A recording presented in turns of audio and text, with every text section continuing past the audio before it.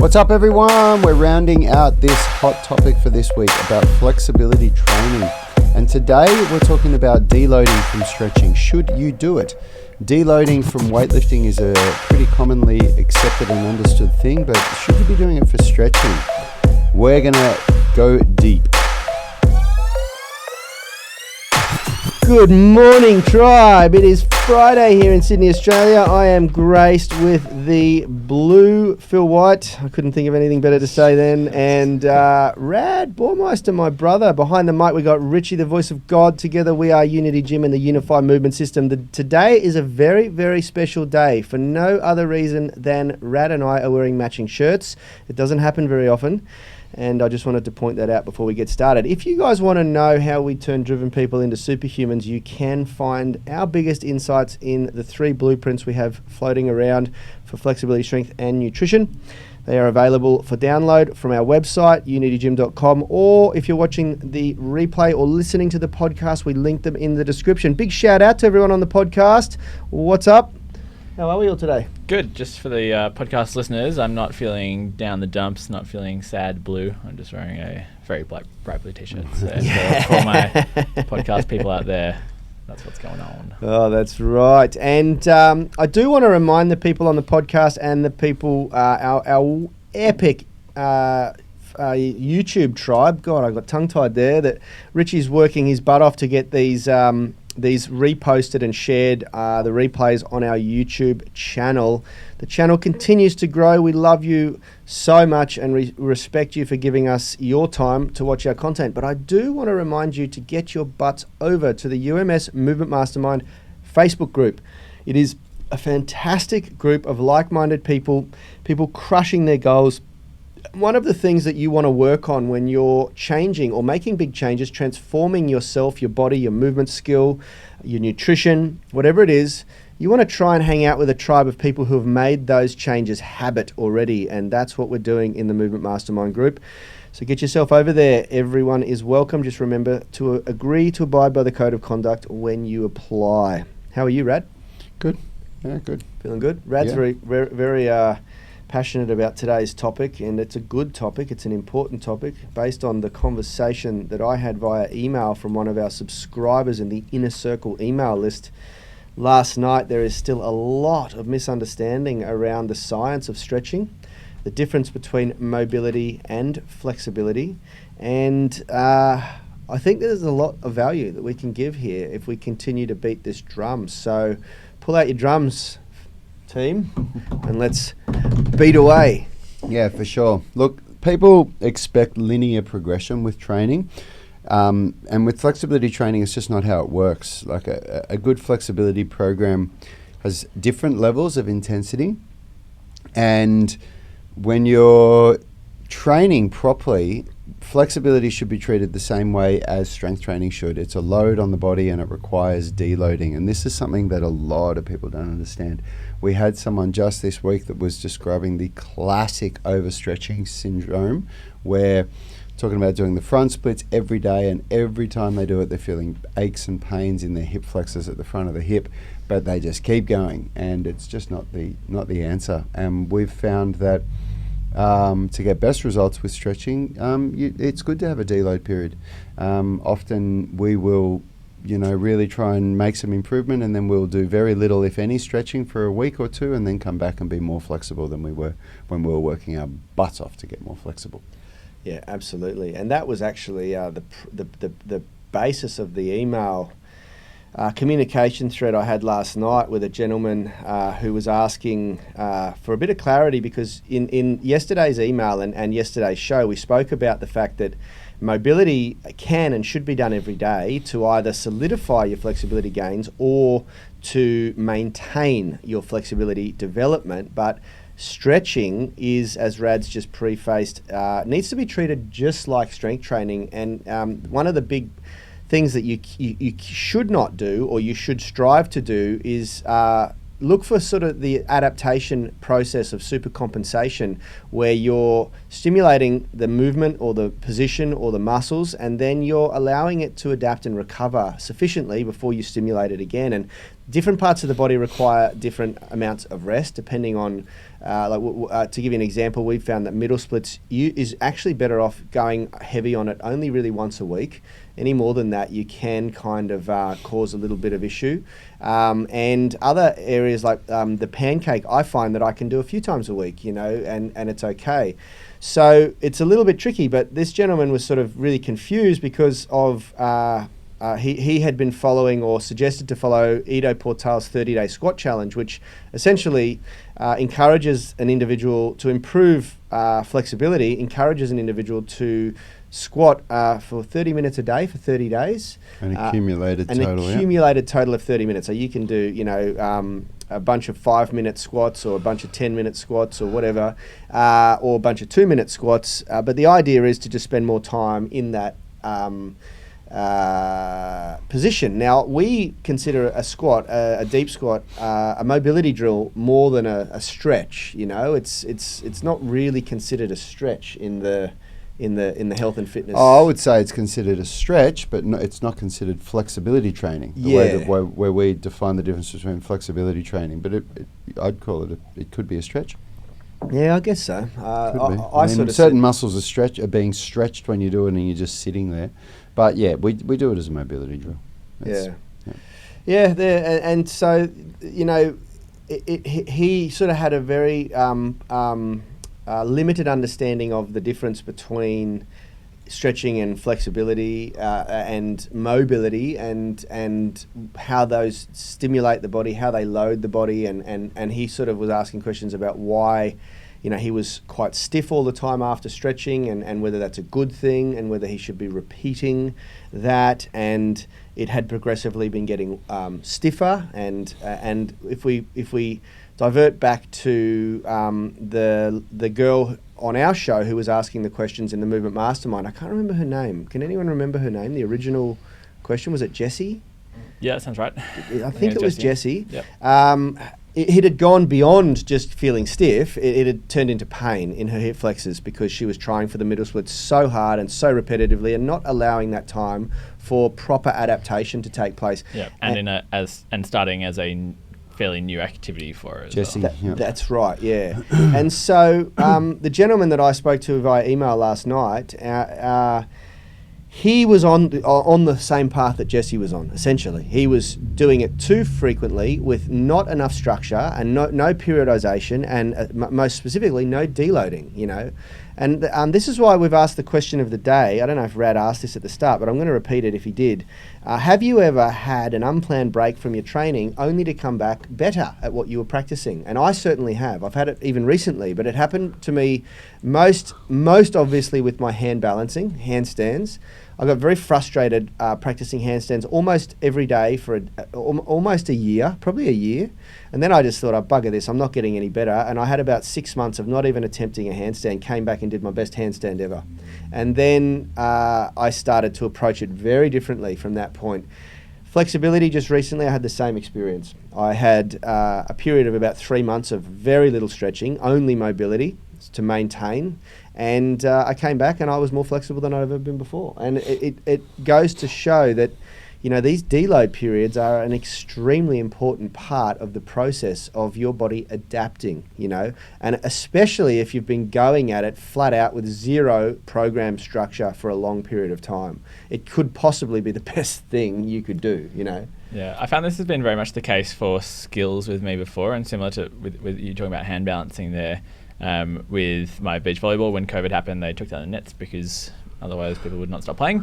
And so I had about 3 months there and came back. And before that, I was doing so many training sessions, getting so hardcore into trying to figure out how to do it because it's a fairly new sport for me. And I came back and I was just jumping and spiking the ball straight into the ground like I'd never done it before. And there's this amazing kind of process when you do have a bit of when you go from so much coaching where when you're learning a new skill and you're thinking about things so hard, basically it makes often your movements very you don't have this automatic process. You're very conscious about each of your movements, and then there's this amazing sort of percolation that happens in your brain when you have a bit of downtime, which is where the learning is all solidified, and you come back and you now have these processes are somewhat more automated because you're not thinking so hard about each of those coaching steps. So it's really interesting, and I think that's kind of definitely the case in the the handstands there where you're getting that like skill. So, but it's pretty interesting with the flexibility, and I think it does come down to that sort of like probably a mix of, because stretching is so much more of a flexibility is so much more of a neural thing than we originally sort of thought, but also there would be that sort of supercompensation thing like playing into it as well. So it's an interesting one. Absolutely. Now, we've got a lot of people on the live stream. I'd like to get your opinions on this too, guys. Let us know. Hit us up. I've got the same technical problem going on where I'm not actually getting any comments. Seeing any comments come up on my screen. Yeah, we got funny My here. So goodness. g'day to Vinnie Brown, Lee Clements, Clay Brender. Yeah, everyone, just for a starting Clay's point, let us saying- know. Let us know who is on the stream. Clay's saying, yes, I did no training in July, but I would get in some light mobility sessions and found I was quite a bit more flexible one day in. That was really cool. Yeah, there you go. Boom. And this is what I'm talking about. I mean, look, I cannot stress to you enough how surprised I was with my hand balancing, because hand balancing is a very specific skill, and I was like, incapable of doing even the slightest like consistent 10-second handstand after a year of pounding away at it. And what I found was that the amount of volume I was doing was really having an effect on my shoulders. And my hand balancing now, when I first came back to it, I could do a very good 20 to 30 second handstand first up before any other training. So basically no fatigue in my body. And you got to understand, I've achieved the mobility and flexibility that really is required to stack yourself up.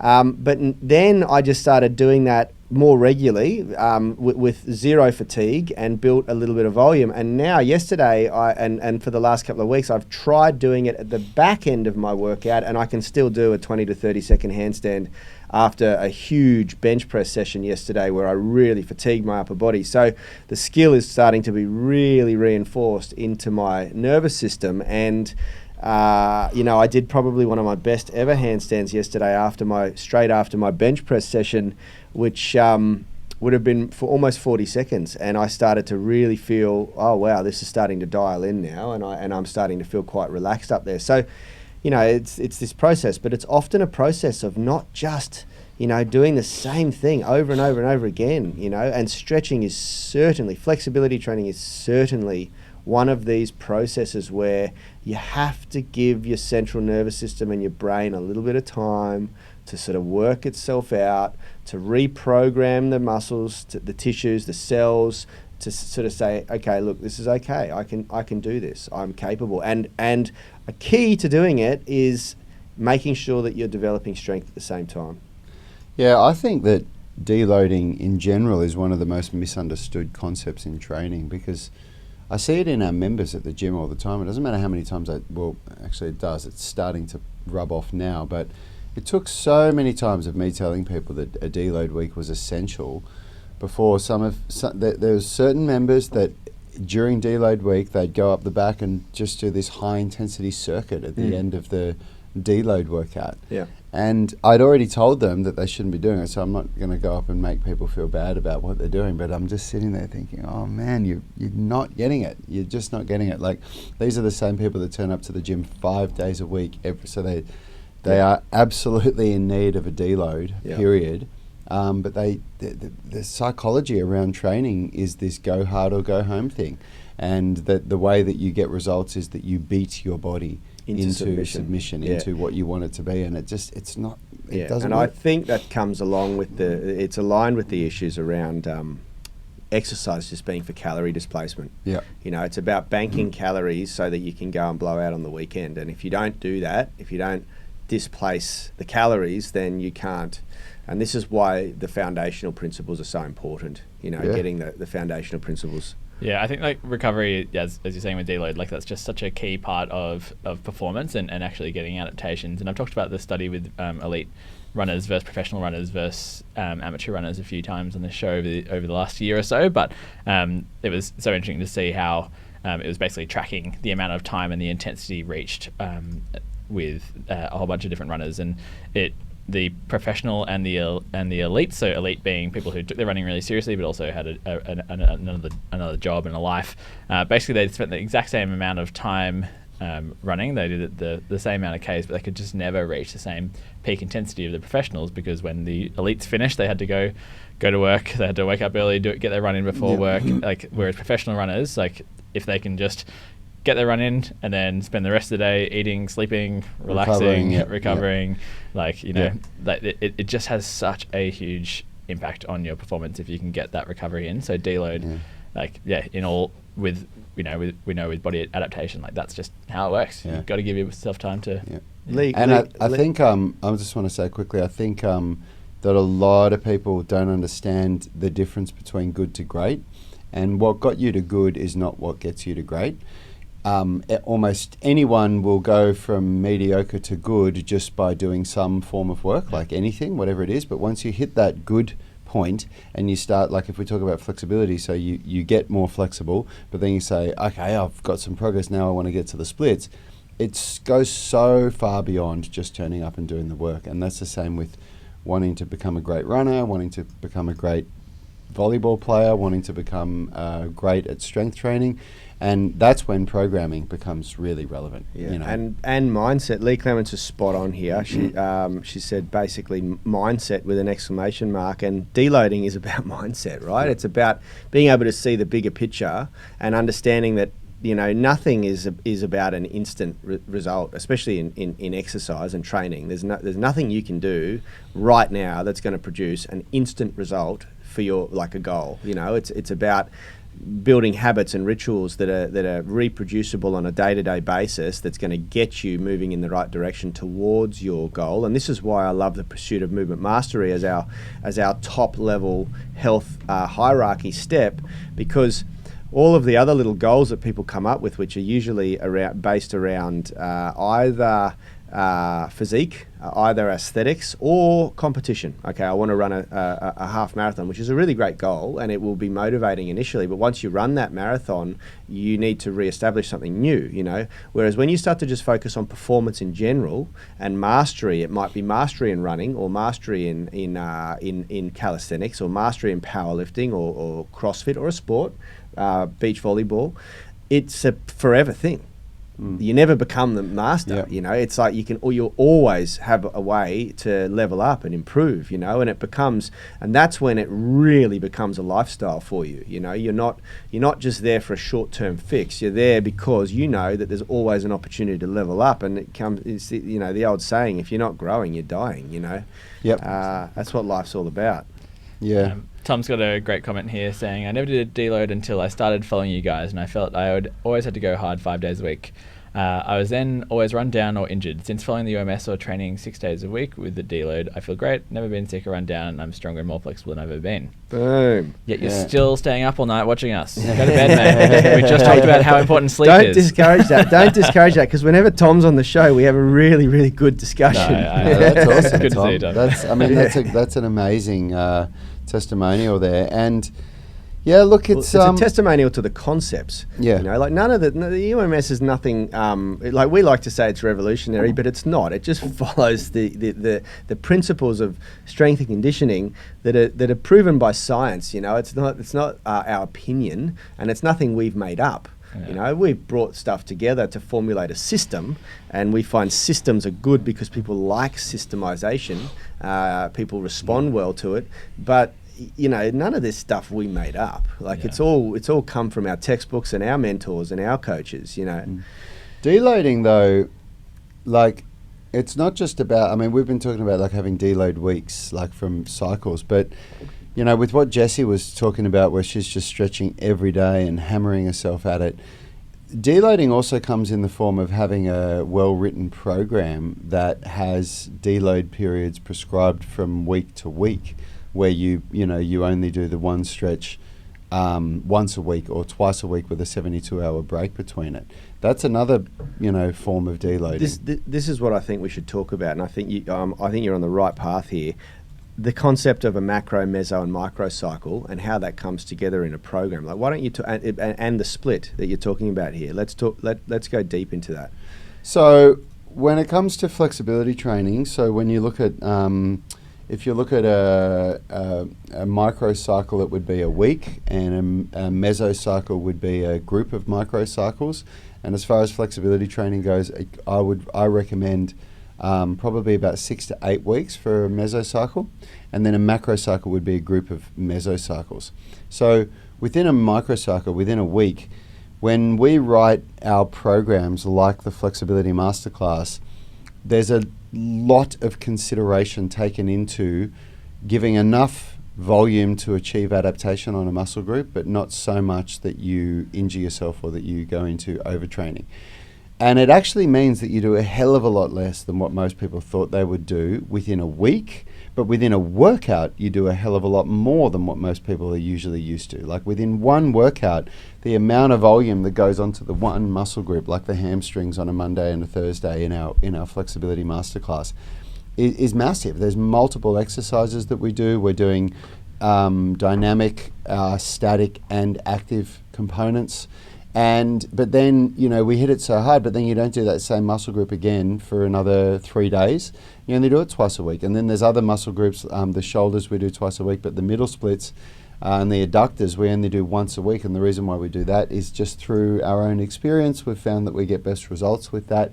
The adductors are it's a pretty extreme thing to be pulling the legs apart. Just a reminder, the adductors are your groin muscles. Yeah, the muscles in the groin. Yeah. And you are it would be arguable to say that the body is more meant to go into the front splits than it is the middle splits. Like that does represent a gait movement pattern, The middle splits is a pretty awkward, unnatural position that puts the hips in a pretty compromised position. So you've got to be careful with the dosage.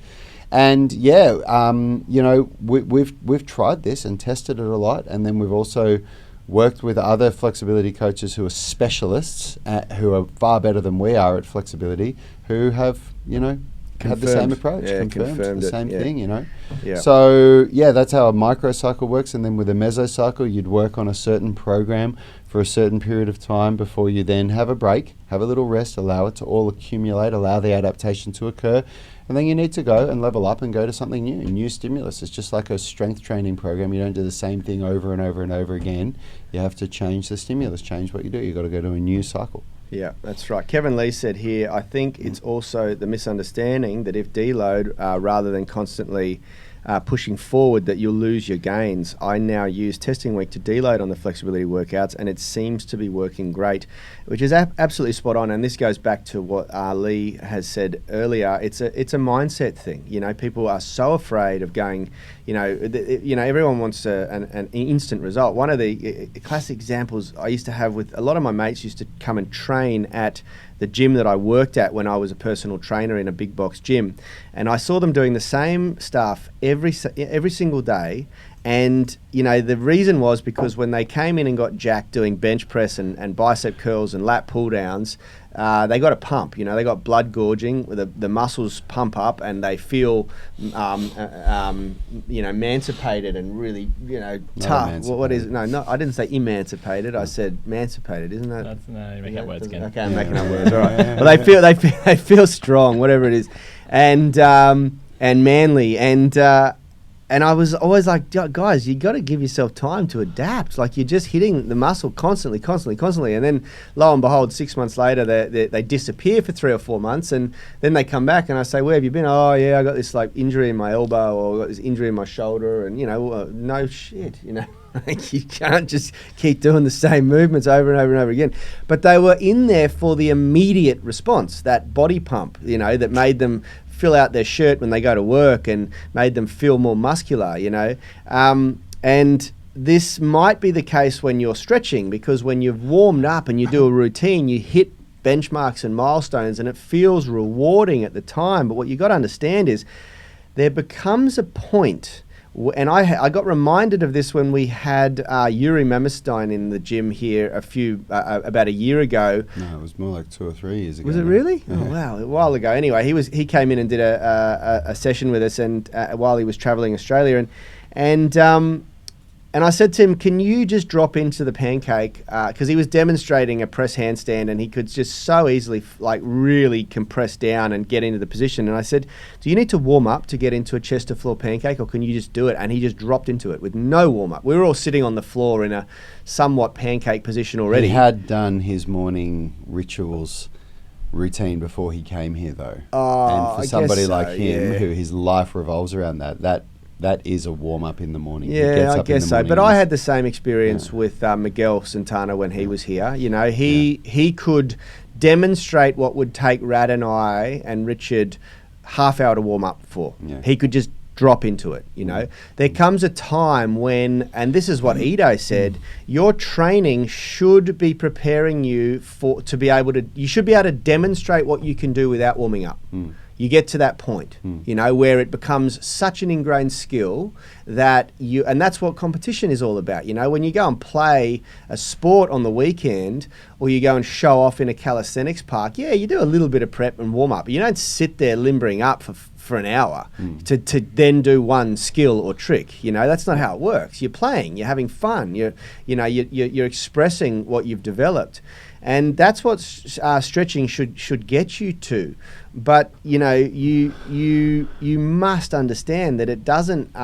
It happens in time, and that's what you're striving for. You know, I kind of lost my train of thought. That's all right. We're at the end of our time now. We've got to get ready for the online coaching call. So we will. We did talk about this earlier this week. Next week we're releasing the Flexibility Masterclass Phase 2. So that's going to be an absolute must-have for those of you that have Phase 1. And for those of you that want to get flexible, that want to be able to do the splits, front splits, middle splits, pancake, pike, back bridge, all the really cool gymnastics flexibility skills that lead to the fun stuff like press to handstands. This course is our go-to program. But you need to start at Phase 1. And because we're releasing Phase 2 next week, today we are going to again put Phase 1 on as the weekend flash sale. So if you don't have it yet, you want to get seriously flexible, this is your opportunity to grab the Flexibility Masterclass Phase 1 at a severely reduced price. So don't miss out. Get it, guys. Get amongst it and start getting really flexible and prepare yourself for Phase 2 coming out next Friday. We'll put a link in the UMS Movement Mastermind group. And if you're listening to the podcast or watching on YouTube, you're going to want to get over to that group, because by the time you watch this or listen to it, then this special that we're talking about right now is potentially going to be finished. So you want to get into that group so that you don't miss out on these deals when they come out. And just very quickly, I want to answer Diane Norbury's question, because she did ask it 8 minutes ago. Training 3 to 4 times a week seems to be what my body tolerates best. Does less volume mean less requirement for deload? Now, this is a double-edged question. Training 3 to 4 times a week is what your body tolerates now, Diane, but as you adapt and evolve, you will naturally, one of the mechanisms of overload or progressive overload, one of the levers you have to pull is your training frequency and total volume in a mesocycle. So don't think that right now, just because right now 3 or 4 times a week seems to be what you can produce, that's it forever. You know, that is one of the variables that you want to experiment with as you get more and more experienced and your training age increases. The second part of the question is, does that reduce the requirement for deload? Yes, but it's always subjective based on the individual's needs. You know, if 4 times a week really, really maxes you out and you're absolutely knackered and you feel that accumulating, that fatigue over a period of a month or so, then a deload is absolutely necessary. But if you don't, if you feel like you're really recovering fine and there's absolutely no recurring stiffness or discomfort or fatigue developing, then maybe it's okay. Yeah, I'd just be very aware of your intensity as well, because if you go on super high intensity, like with powerlifting athletes at the highest level, they'll often do one heavy session a week for that movement and then not touch it again for a whole week. So you've got to remember that with loading variables, you've got to kind of like look at them as a total to get your load management right. You can't just kind of take one and then make decisions. That's it, exactly right. And look, guys, the very good question was asked in the email sequence last night. What's the difference between all of these 18-minute mobility routines, mobility masterclasses, and things like that in comparison to our UMS online coaching? The UMS online coaching, to put it really simply, is how you bring it all together and then customize it for your personal needs. So all of these standalone products and programs are really great and they deliver a really great result, but they're not complete. Complete is balance between strength, flexibility, and fitness, and that's what we teach in the UMS online coaching, how to bring it together and create balance and then customize it to your specific needs to overcome weak links in the body and develop what we call anatomical structural balance in your training, which should be the foundation to every one of your programs. So just nice and simply, there you go. All right, guys, that's it. That's all we've got time for. We've got to jump over to the group now. And online coaching group training call. We'll see all the UMS online coaching guys in just 1 second. Big week. Thank you very much for the interaction on the show. It's been fantastic. It's been fantastic having Tom Wood, one of our administrators, joining us every day. We had Blakely in as well a couple of days this week. We'll see you all over on the coaching call. Health is about performance, not just body image. You better be willing to accept what you're going to have to do to get there. We'll start focusing on movement goals, strength goals, flexibility goals. When you nail that skill, it's there forever. The body image goal doesn't get you that It's far. the consistency and frequency that's going to get you there. It's not the intensity. There's no shortcuts to mastery and movement. Destination doesn't change overnight, but your direction will. The gym is not the place to beat up the body that you hate. It's the place to build the body that you love. We are the gym that teaches people how to move instead of just exercise, because we believe that health is about performance, not just body image.